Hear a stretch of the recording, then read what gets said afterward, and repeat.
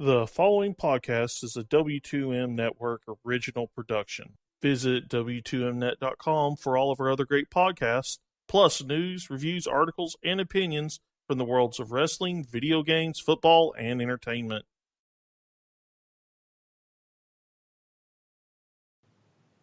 You know what the problem is, Brandon? I blame hockey for this. Somehow it all comes back to hockey. Yep, blame the U.S. team for losing. Grumble, son of a... Hi, everybody. How's everyone doing today, whenever you're listening to this? Welcome to the Wrestling to the Max 205 Live and Mixed Match Challenge Review. I am your host. My name is Harry Broadhurst. The man's voice you just heard is, as we have established, the Skeletor to my He-Man, Brandon Biskobing. Wow. Fitting. Unfortunately, due to the fact that it is almost 2 a.m. here on the East Coast as we're recording this, because for some reason most of us have no life, our co-hostess with the mostest, Liz Puglisi, had to call it a night because she works at 5 a.m. like a normal person and therefore needed to get at least a couple of hours of sleep.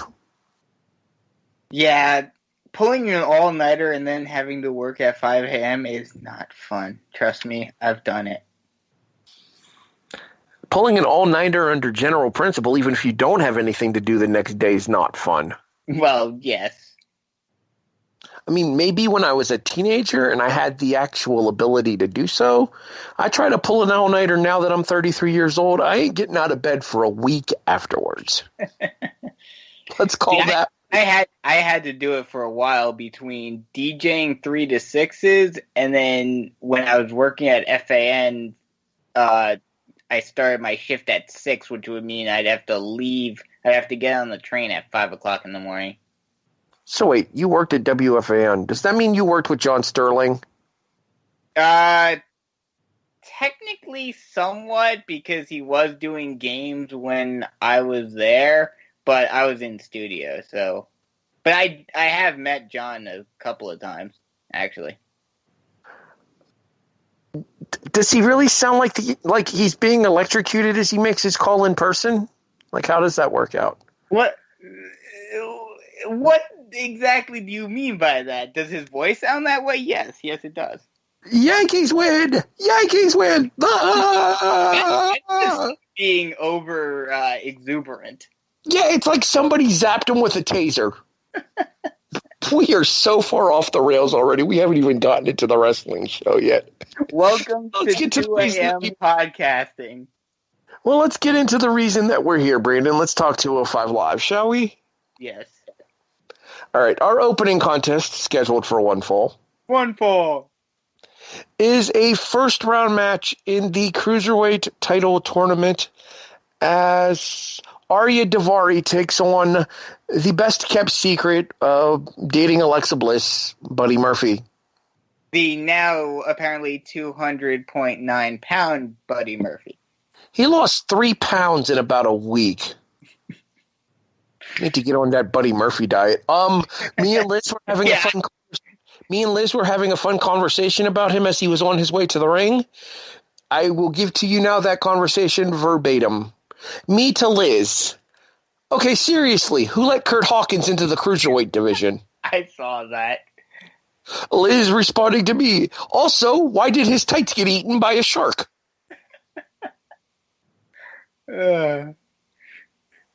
He really did look like Kurt Hawkins there. Thank you.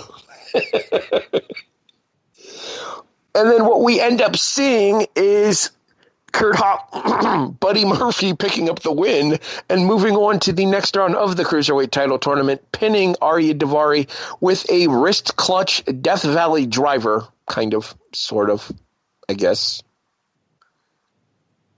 I mean, he pump handled him, and then he lifted him up into the air and brought him down with a swinging neckbreaker variation. It looked kind of like a wrist clutch DVD to me. So that's what I'm going with. Your thoughts on the match? I mean, it was a good match. It was a solid match. Nothing really crazy to write home about or anything, but, Buddy Murphy definitely impressed me in this match. did some, more high-flying type cruiserweight type move, which, I mean, I didn't see him all that much in NXT, but I don't ever really remember him doing anything super crazy in NXT. That suicide dive was pretty nice. He did. The tope con hilo where he did the full flip? Yes, precisely. Mm-hmm. So, he definitely is moving forward in 205 now. Well, we'll see what they have for him going forward next week, because I think he'll be in a more natural role next week as a heel, and we'll talk about that a little bit later on here. He was kind of the face in his match against Ariya Davari. Were you a little bit surprised? Were you a little bit surprised that they had him kick out of the Pepsi Twist, the Hammerlock Lariat? Not really, because if you're trying to, push him as a legitimate threat, and I mean, Davari, while, they've tried with, they've had limited attempts to make him a legitimate threat, he's always kind of been a lower mid-card guy on the 205 Live roster. Even going all the way back to the Cruiserweight Classic, he was never really, a huge threat. So having Buddy Murphy kick out of his finisher, it legitimizes his threat.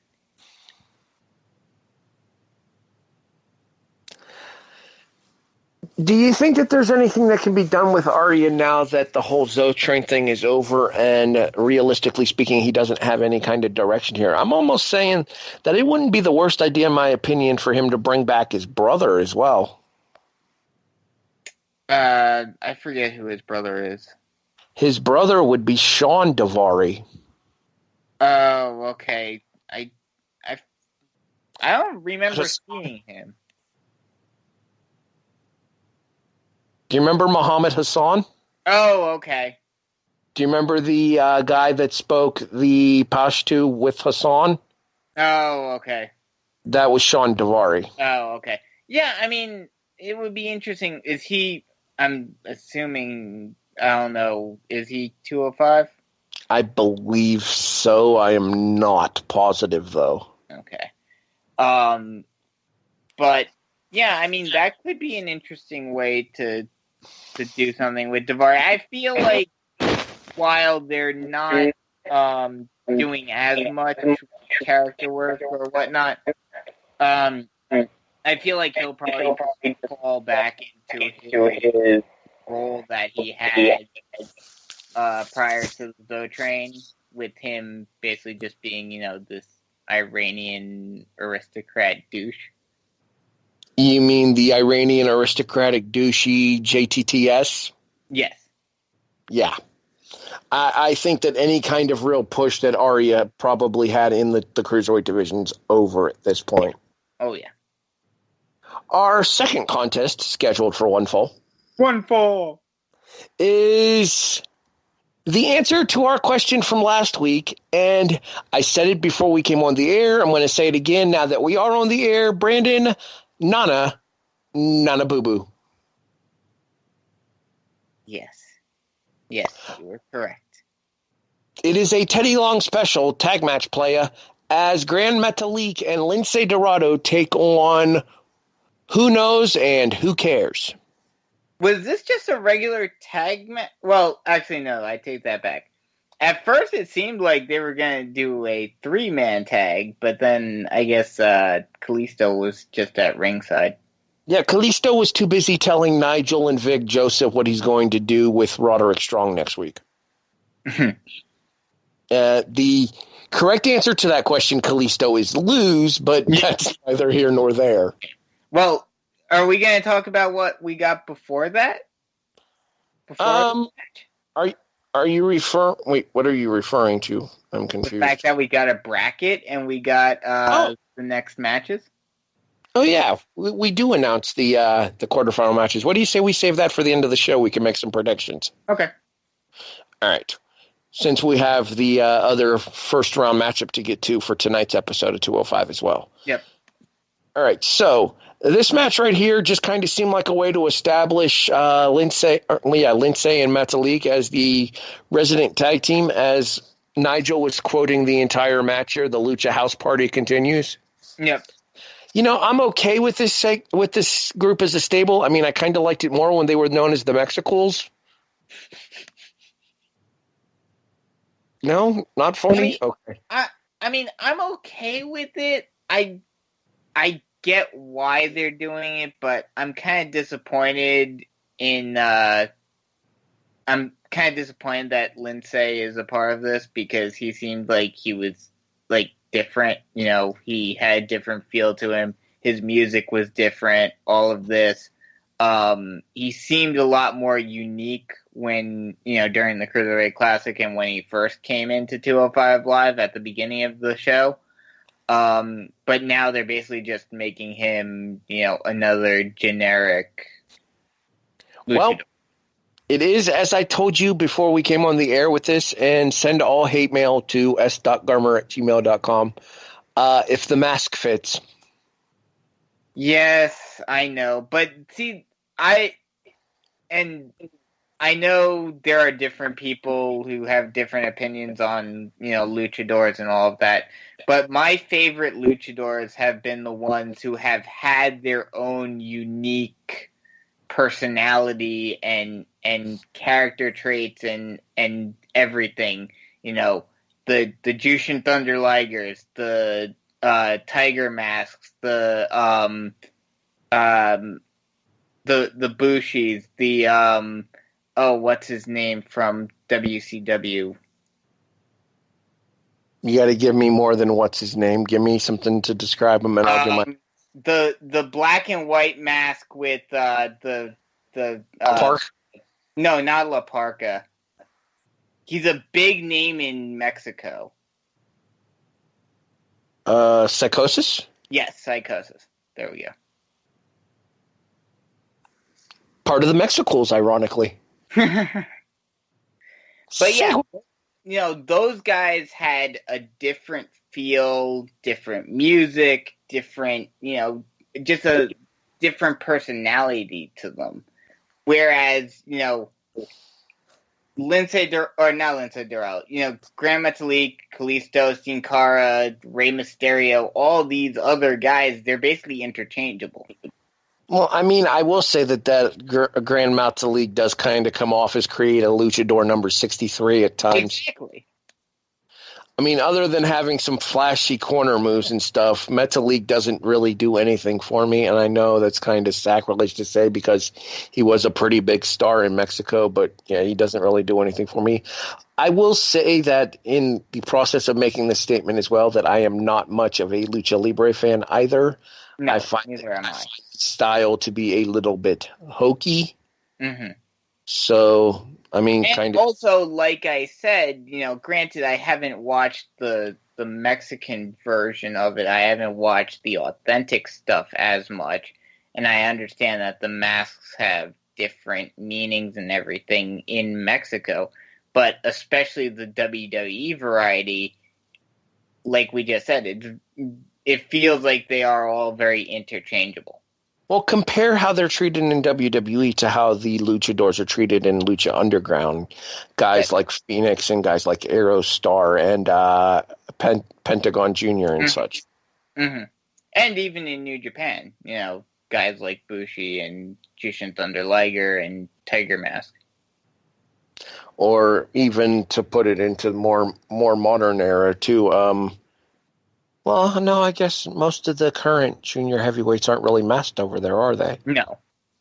The only two that I can really think of are Bushi, Tiger Mask is still technically doing stuff, and what? Desperado. No, Desperado. That's who I was about to say. Yeah. All right, well, anyways, Team Mucha Lucha, as I've officially dubbed them before, pick up the win. Lindsay pins jobber number 2, is what it is, with a shooting star press. A little surprised to see Lindsay bust out the shooting star. Not a move they have him bust out a whole lot, but at the same time, very well executed. Looked more Paul London than Billy Kidman, so he's got that going for him. Yeah, I mean, like I said, I've been a fan of Lindsay from the beginning, and it was nice being able to hear his music hit when he got the pin.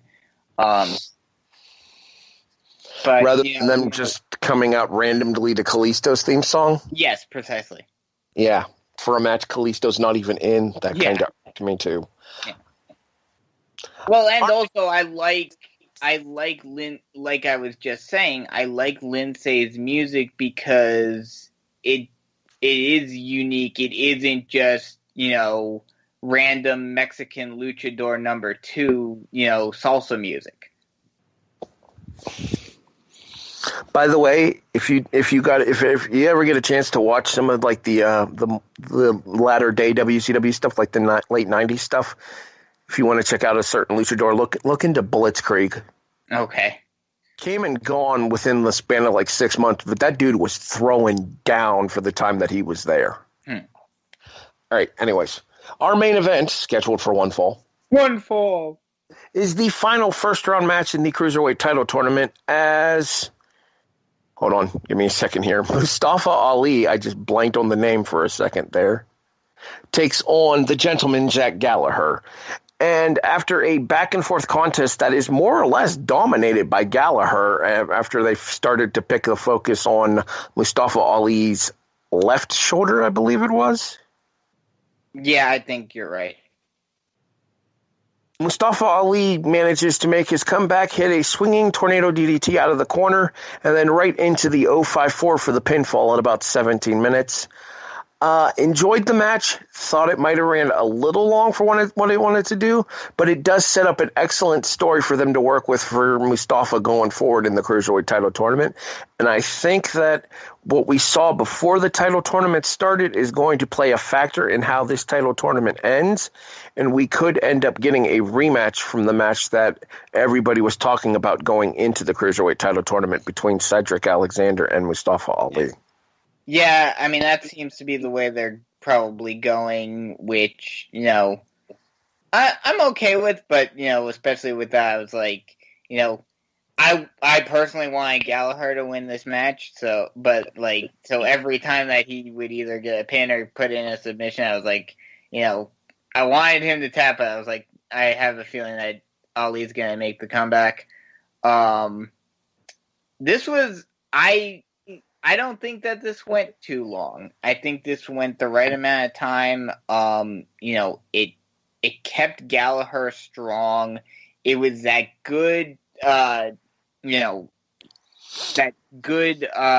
difference of styles. The very high flying Mustafa Ali against the very grounded and focused on submissions Jack Gallagher, and it was a fun match to watch. And you know what I think my problem is, though? What? I think the problem with regards to that is the fact that we have been spoiled by the main events of the previous 3 episodes of 205 Live. I'll agree with that. I understand that, especially when you're, Compare this match to the Cedric match that we got in the first round against, why am I drawing? Against Grand Metalik. Compare this to the absolute throwdown that Drew Gulak and Tony Nese had last week. Well, I mean, that's the kind of interesting dynamic there is, that is kind of cool to see over the last 3 weeks is you had, you first had the 2 very high-flying guys in Alexander and Kalisto. Metalik, excuse me. So you had, that high-flying match. Then you had the very grounded, mat-based matchup between Gulak and Nese. And now you have the difference in styles and the point-counterpoint type of match in this one. That was very interesting to watch. Each of them work. Well, I would argue that Tony Nese actually went to the air a little bit more than we've seen Nese do as well in order to give that kind of a clash in styles. Honestly, the match that I would compare to I would say the first 2 matches were kind of similar with the main event with Alexander and Metalik, and then the main event of the second show, which was Roderick Strong and Hideo Itami. Mm-hmm. And then I would compare this match here, the Mustafa Ali and Jack Gallagher match, to the Drew Gulak Tony Nese match, where you had Gallagher playing the role of Drew Gulak this week, and Mustafa Ali in a flashier version of the role that was played by Tony Nese last week. Mm-hmm. Yeah, I could see that. The issue that I have, though, is that I think of the 4 main events here, I believe that this was the weakest of the 4. It's not a bad match, but given what we've seen over the course of the last couple of weeks on 205 Live, I think we got a little bit spoiled by those matches, so this match doesn't shine as brightly as it had it probably been the first one that we saw on the road towards the second round of the Cruiserweight title tournament, rather than being the last one that we see on the road to the second round. I could see that. I mean, I still like this match a lot. And I like that clash in styles that you see in these types of matches. And I like the work they did with focusing on a different body part and some of the spots that they put into this match. That bump that Ali took off of the turnbuckles to the barricade was... I thought he was legit. Like, I was waiting for the ref to put up the X. Oh, I was waiting for the ref to call over Chris Amon, the WWE doctor. Yeah.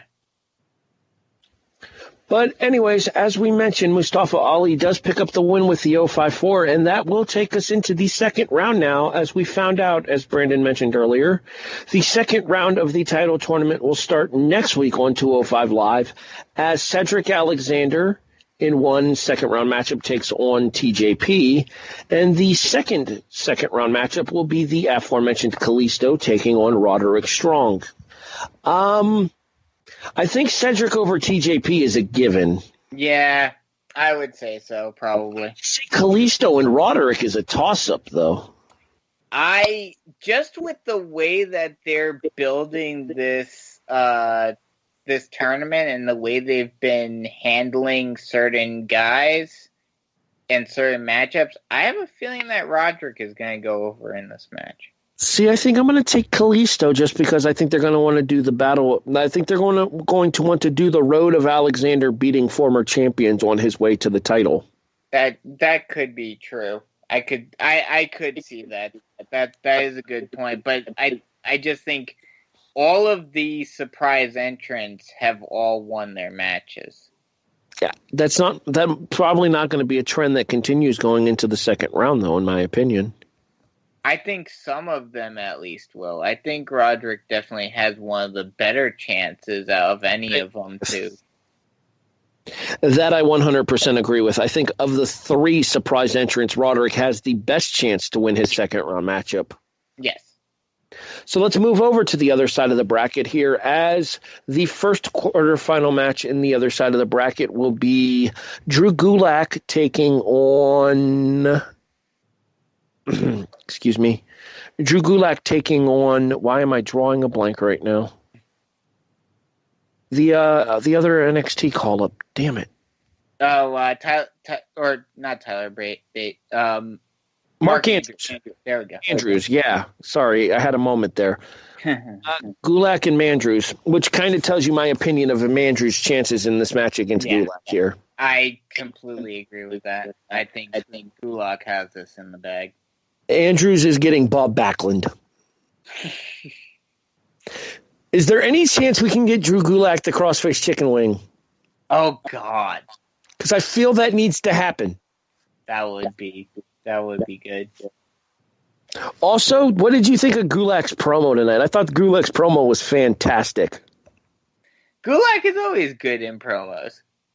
Well, I like the bit at the end, too, like after he does his spiel and it looks like he's about done with it. The camera stays running and he's talking to himself, talking about people saying he's gone too far. I went too far. Oh, yeah. Like, it's the little subtleties that Gulak adds to his character, man, that just drives his performances. Mm-hmm. But anywho, and now, as we found out tonight, the other quarterfinal matchup will be Mustafa Ali and Buddy Murphy. Murphy had a chance to work as a babyface against Ariya Davari. He will clearly be the heel in the match against Mustafa Ali. Obviously, I expect a lot of focus on the arm here. But as I said earlier, I think we're building towards Mustafa and Cedric at the finals of this tournament here. So I'm going to go ahead and say that Mustafa Ali picks up the win here and goes on to meet Drew Gulak in the semifinals. Yeah, I would have to agree with that. And it would set up an interesting rematch between those two. I wonder if they could go 2 out of 3 falls again, because I think that match was criminally underrated. I doubt that they would do a 2 out of 3 falls match in the semifinals. Oh, I was just taking that as an opportunity to point out how good that 2 out of 3 falls match is. Oh, I know. And if people haven't seen it, they owe it to themselves to do so. Mm-hmm. And thus puts a nice little bow on tonight's episode of 205 Live, as well as our predictions for the second round of the tournament here. We both have Cedric. We disagree on Kalisto versus Roderick, but we both have Gulak and Mustafa Ali. Yeah. And to paraphrase Meatloaf, 3 out of 4 ain't bad. Mm-hmm. So, with that being said, let's put a nice tidy little bow on this and give this a rating on a scale of 1 to 10. Where do you fall at for tonight's episode of 205 Live? I'll give it a 7.5. Both of the tournament matches were solid matches with some fun moments, and the Lucha House Party squash match was interesting, albeit I'm not a huge fan of the faction, but it is what it is. See, I'm going to be a little bit lower than you are just because I was more blown away by the matches last week. Mm-hmm. Andrew's pulling the shocking upset of Tozawa last week. Yeah, that was shocking and disappointing. And then Drew Gulak and Tony Nese going out there and just beating the dog shit out of each other for 17 minutes last week. In my opinion, that was a way better 17-minute match than the one we got tonight was. Sorry, choking. Too much talking. That's okay. So I'm going to go a little bit lower than I did. I think I gave last week's episode an 8.5. I'm going to go a little bit lower. I'm going to put tonight's episode as a 7. And in my opinion, I would say probably the weakest of the 4 first-round matchup shows. To be fair, though, the bar has been set really high for this tournament, and that's not a bad thing as a wrestling fan. Bad thing at all. Damn it. You talk for a second. I got to get a drink. Okay. Well, we've got the mixed match challenge next. Well, technically prior to 205 Live, it was Apollo Crews and Nia Jax against Bobby Roode and Charlotte. Hold on. What? Hold on. I have to correct you here real quick. In one of the stupider WWE decisions in recent memory, Apollo has lost his cruise. Oh, yes. Oh, God, yeah. How could I forget about that? Jesus. Like, I'm sitting here, I heard that. I'm like, are you fucking kidding me? Really? Because people are going to make that connection? An incredibly, insanely athletically gifted guy named Apollo, who spells it Crews, versus a clearly in need of as much mental help as can be provided psychopath in Florida. Like, really? People are supposed to make that connection? Get the out of here. You know Vince overreacts to these types of things now. Yeah, well, focus on the XFL, Vince. Christ. So anyways, it is, as Brandon mentioned, our mixed match challenge match scheduled for one fall. One fall. Is indeed the team of Apollo and Nia Jax representing Titus World. Nope. Like, I feel that's the official name of the stable. Titus World. Nope. Nope. Then they take on the Robe Warriors. Yuck, yuck, yuck.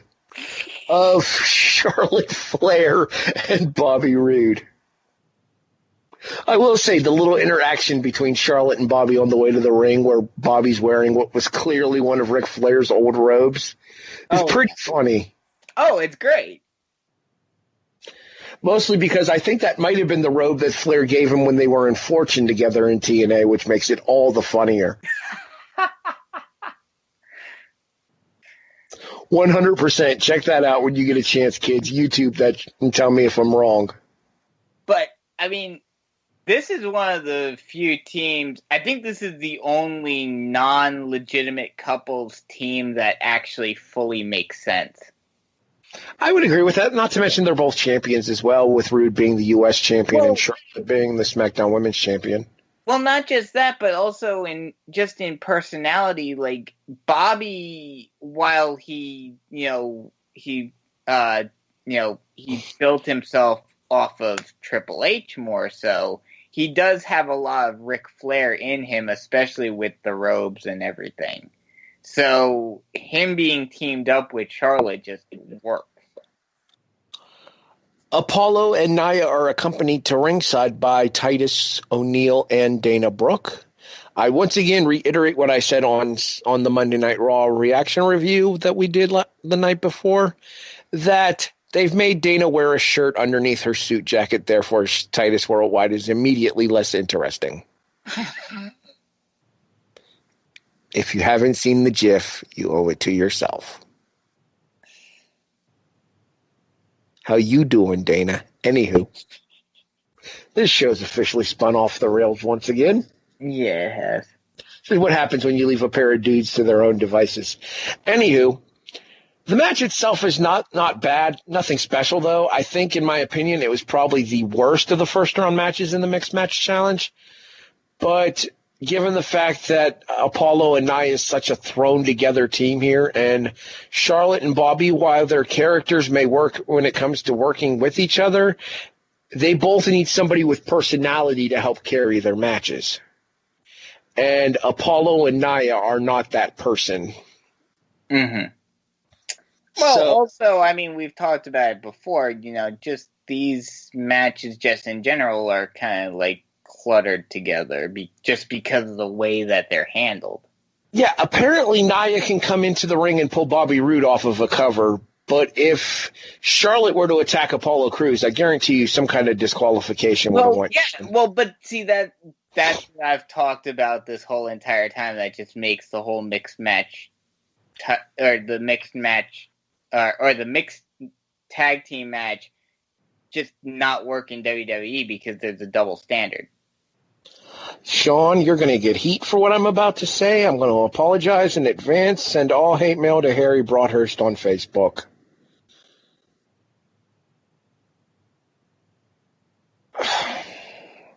Fuck Susan G. Komen.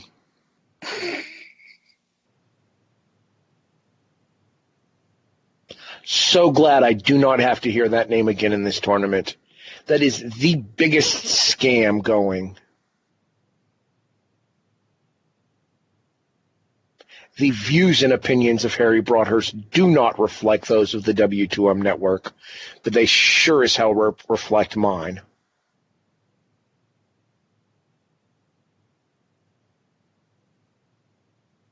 Yeah. No bueno. That being said, I do like the fact that even though it's a mixed match, it's a mixed tag team match, all of the attention for Bobby and Charlotte's win goes to an all-girls organization, which I thought was kind of funny. Yeah. Congratulations, Bobby. You can be glorious to the boys on your own time. Right now, them girls are getting paid.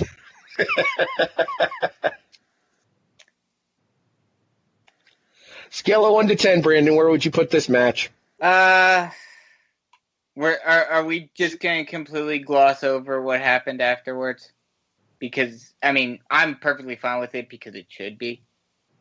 You mean Nia laying out Titus Worldwide, specifically Dana, and pushing Titus on his asterisk? Yes. Yeah, it happened. It's there. Good for them. Yeah, because nothing's going to come of it. Well, I mean, maybe maybe Nia finds a new love interest after Asuka beats her ass again at the Elimination Chamber, and they go after Titus. Enzo could always come back and feud with Apollo. Oh, God. Yeah, I know. I apologize for putting that out there. If it actually happens, everybody, I'm welly and truly sorry. But, I mean, this is basically like Stephanie 2.0. In a sense, yes, but at the same time, I don't think that people are necessarily going to be jonesing for Titus Worldwide to get revenge on somebody. I mean, because of the way that this whole, whatever you want to call it, is being handled, I agree with you. But if this had happened at anything more significant, then yeah, it would be a bit of a cliffhanger. Well, I think the problem here is that when regards to the Stephanie character, we've all gotten to fall in line with the "I'm going to chop off your balls." Well, but that's what I'm saying is like, yeah, is that and that's my problem with these types of situations is that Nia can do whatever she wants to them, but she doesn't get her comeuppance. Well, I was about to say there that I think if the same thing would have happened if it were Stephanie, we would probably be a lot more upset about it than if it were happening with Nia here. Yes. But, to be fair. But, like, Nia, it would be fun to see, like, Asuka be like, for what you did to Apollo and Titus, I'm gonna, beat your ass. Okay, now I'm having hilarious images of Asuka signing with Titus Worldwide, and that needs to happen. That would be great. Just for that now, yes. God, could you imagine Titus verbally running that into the ground by bragging and bragging and bragging? Oh, God. The thought just ruined me. Scale of 1 to 10, Brandon, where do you fall? I'll give it a 6.5. I mean, none of these matches get anything higher, but like I said, with it being Bobby and Charlotte, I gotta give them some credit. It was a decent match for what it's worth. Way too high in my opinion. I'm actually closer to around a 5. I'm giving Bobby and Charlotte credit for having to work with that garbage. The interactions between Roode and Apollo are actually pretty good. Mm-hmm. And I think that away from the ridiculousness of the Titus Worldwide gimmick, Apollo's still a damn fine worker. Well, yeah, of course. The problem is the guy has the personality of paint drying most of the time, which is why they put him with Titus Worldwide in the first place. He's only just now starting to find his voice as a character, and hopefully even after a split with Titus comes down the line, he'll be able to maintain some semblance of becoming this developing his character here. Otherwise, we're still going to have the same old Apollo who's a fantastic wrestler, but is about as entertaining as watching paint dry on the microphone. Mm-hmm. We then preview our first second-round match next week as Finn Balor and Sasha Banks are going to take on Asuka and The Miz. Okay, can I point out the fact that this is actually a nice little bit of booking, in my opinion? Oh, yeah. Just because I feel like these could be the Raw, IC, and women's title matches at WrestleMania. Yeah. So if that was planned and that's the way that they're going for Mania, then I have to give the creative staff some kudos for this one because it's well done. Yeah. Very well done. That being said, though, in the confines of a WWE mixed tag team match, though, it's kind of going to give away a lot of the action that we would see between those 4 people against each other, that you could just as easily have this match on Raw and it would be pretty much the same effect. Yeah. Yeah, I agree with that. So it's not necessarily the match that's a bad idea. It's the concept that's the bad idea. We've been saying that pretty much since the start. The idea is not bad in theory. The execution has been flawed. Also, this poses a very, interesting conundrum that, WWE has to, I mean, it's not that hard to, weasel your way out of this one. But, I would think that Balor and Sasha would be the ones to go over in this match. Or pins Miz. What? Balor pins Miz. Yeah. Well, no, of course. So that's the way that they would keep the streak going. There's absolutely zero chance that they put an end to Asuka Street in the show that's only partially canon to the WWE storylines. Oh no, I wasn't. I was never insinuating that they wouldn't. That's what I was saying was I would assume that they would have Balor and Sasha go over here, but that would mean that Balor would have to pin Miz, and they'd have to basically say that because it's a mixed match challenge, and it's basically two separate matches, that it doesn't count. Brandon, you got anything to plug before we get out of here? We got the kickoff tomorrow, and I've got a new fantasy football podcast that will be coming to you at some point in the near future, and that's pretty much it. In addition, Wrestling Unwrapped, myself and Patrick Ketzer returns down the line at some point. Personal issues. I'm going to respect the privacy of those involved there and leave it at that. How the War Was Won, coming soon to the W2M network. I'm still working on getting towards the part of the schedule where said broadcasts against each other start. I would like to be able to catch up to that point before we get started, hopefully sooner rather than later. We will keep everybody updated. In addition, you can listen to the flagship show of the W2M Network, Wrestling to the Max, this Thursday night, as this week's episode, Part 2, happens, and they will give their predictions for the Elimination Chamber, which, if you're interested in our predictions, you can check out this week's SmackDown Live review as well. So, for the unfortunately absent co-hostess with the mostest, Liz Puglisi, and our executive producer, Sean Garmer, for the Skeletor to my He-Man, Brandon Biskobing. I was waiting for the laugh. Okay, never mind.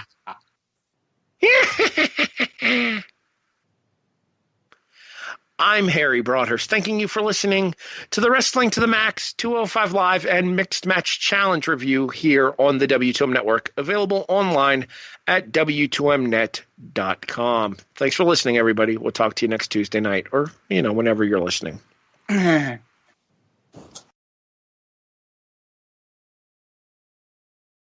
The following podcast is a W2M Network original production. Visit W2Mnet.com for all of our other great podcasts, plus news, reviews, articles, and opinions from the worlds of wrestling, video games, football, and entertainment.